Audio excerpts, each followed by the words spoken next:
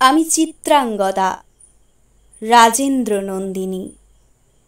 হয়তো পড়িবে মনে কোনো একদিন, কোনো সরোবর তীরে শিবালয়ে দেখা দিয়েছিল এক নারী। বহু আভরণে ভারাক্রান্ত করি তার রূপহীন তনু।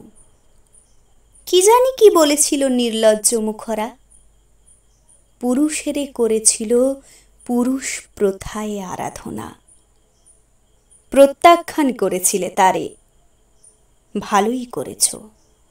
সামান্য সে নারী রূপে গ্রহণ করিতে যদি তারে, অনুতাপ বিধিত তাহার বুকে আমরণ কাল। প্রভু, আমি সেই নারী, তবু আমি সেই নারী নহি। সে আমার হীন ছদ্মবেশ। তারপরে পেয়েছিনু বসন্তের পরে দীর্ঘকাল অপরূপ রূপ।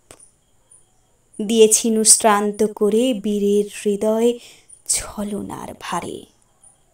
সেও আমি নহি, আমি চিত্রাঙ্গদা। দেবী নহি, নহি আমি সামান্যা রমণী।